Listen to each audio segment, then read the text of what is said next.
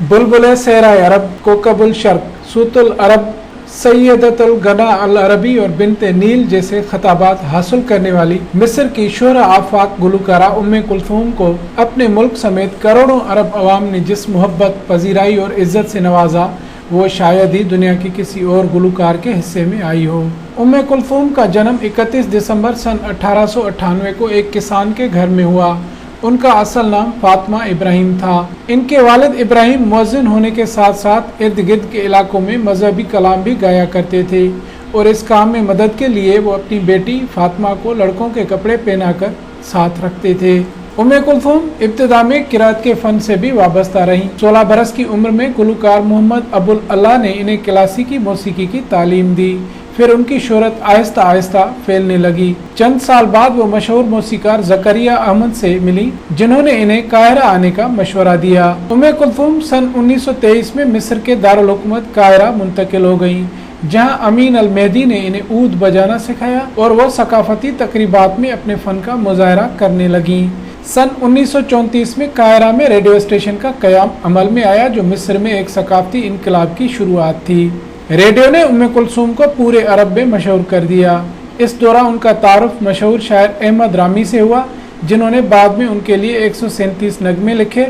सन 1956 में जब नहर सुएज के मामले पर बरतानिया, फ्रांस, इसराइल और मिस्र के दरमियान जंग की नौबत आई, तो उम्मे कुलथूम के गाए हुए कौमी और जंगी नगमों ने मिस्री कौम में वतन परस्ती का एक नया जोश, जज्बा और वलवला बेदार कर दिया।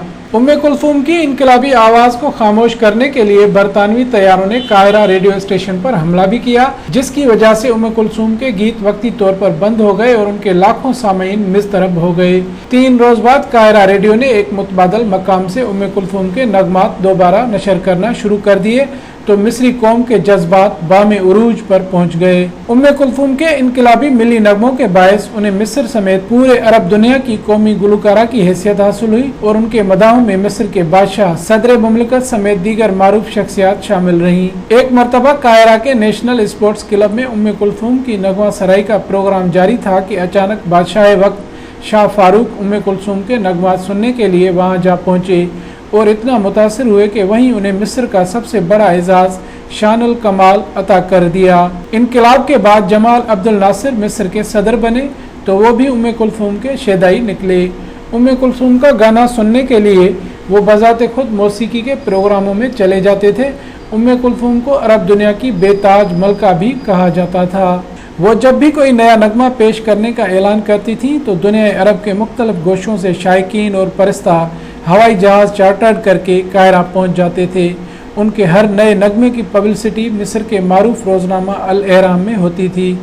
इनकलाब की सालगिरह के मौके पर भी वो बतौर ख़ास एक नया नगमा पेश करती थी और सदर जमाल अब्दुल नासिर भी उनका नगमा सुनने के लिए थिएटर पहुंच जाते थे।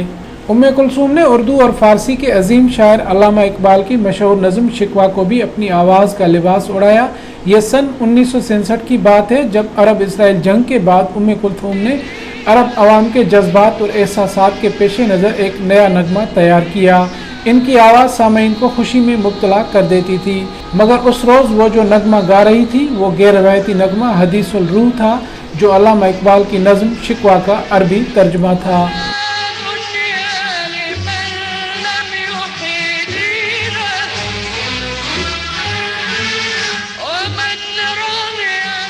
शिकवा जवाब शिकवा का ये मंजूम अरबी तर्जमा सावी अली अल शालान ने किया था और इसकी मौसीकी रियाजुल ज़ब्बाती ने तरतीब दी थी। अल्लाह के हुजूर मुसलमानों की ज़बूं हाली का ये शिकवा करोड़ों अरब अवाम के दिल की धड़कन बन गया और यूँ कहा जाए तो बेजाना होगा कि अहले अरब से इकबाल का सही तारुफ उम्मे कुलथूम की बदौलत हुआ।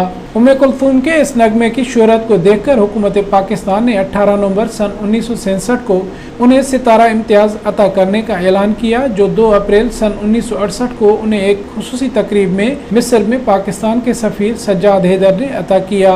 मिस्री हुकूमत ने उम्मे कुलथूम को मिस्र के सफ़ीर का दर्जा भी दिया और उन्हें सिफारती पासपोर्ट जारी किया गया था। एक मरतबा वो अपने गले के इलाज के लिए जब अमेरिका गई हुई थी, तो हुकूमत मिस्र ने अमेरिकी डॉक्टर्स को ऑपरेशन में एहतियात का मुजाहरा करने की खुसूसी दरख्वास्त की और कहा कि इस ऑपरेशन पर मिस्र और अमेरिका के ताल्लुकात का इन्हिसार है। 3 फरवरी सन 1975 को मिस्र की ये अजीम गुलकारा उम्मे कुलथूम काहिरा में वफात पा गईं।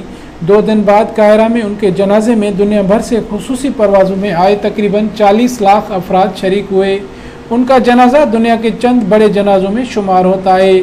मिस्र समेत अरब दुनिया की फ़िज़ाओं में आज भी उम्मे कुलथूम की आवाज़ की सदा गूंजती है, जबकि उनकी याद में एक खुसूसी म्यूज़ियम भी कायम है जिसमें उनसे ताल्लुक़ रखने वाली ज़ाती अशिया महफूज की गई हैं।